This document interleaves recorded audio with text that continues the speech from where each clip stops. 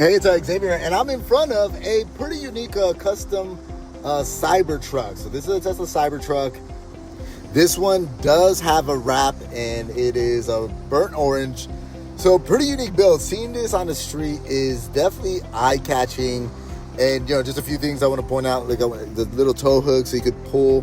You can see here. Just want to zoom in on it. So this is a true truck, capable of towing and pulling things. And here, just want to show you the size of these wheels. It's a big, pretty big aftermarket wheel. Look at the size of the windshield wipers. That's about 3 foot long. I mean, this has got the biggest front windshield I imagine of any car that's out there. But just a huge windshield wiper. Pretty interesting to look at like in person. So here, just want to show you this push button to open up the doors. A little camera for the sensors on it. Go hit that. Pops it open. You still have to kind of fling it open. Inside, just again, typical Tesla.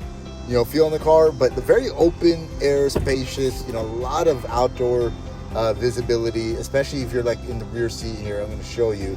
Just, you got that massive ceiling, the windshield.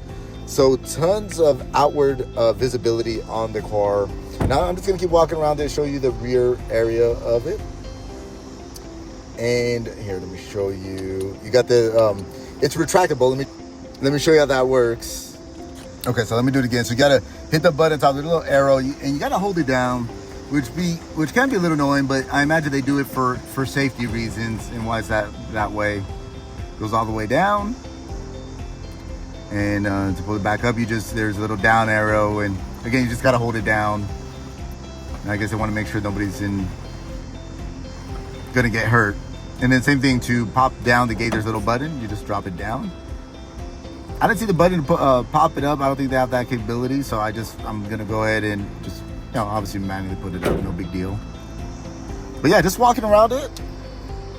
What's your initial impression on just how the looks of it? Well, what do you think of the burnt orange wrap on it? Kind of mixed feelings on it. Here, let me show you the inside of the car. So it's got that yoke steering wheel, which takes some getting used to. It takes a little bit of time to kind of get used to driving it that way, especially if you've been driving a steering wheel your whole life. But just want to show you the massive windshield on it. And again, it's got to be the biggest windshield in the entire industry. And just panning over, taking a look at the materials of it, what it's like sitting on the car. Nice luxury touch, the Alcantara top, I would say the microfiber top.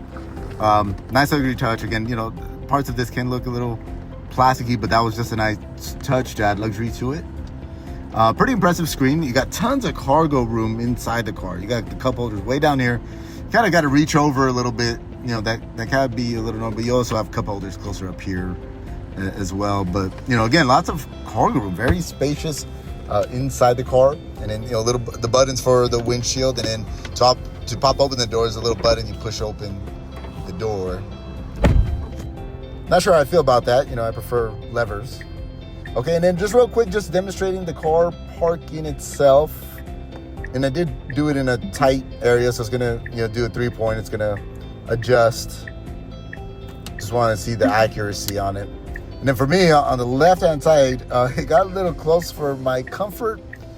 Never was any real danger. I would say probably gets closer than Mercedes does, because the Mercedes has the park itself feature. So just kind of comparing it. I would say both do a very good job.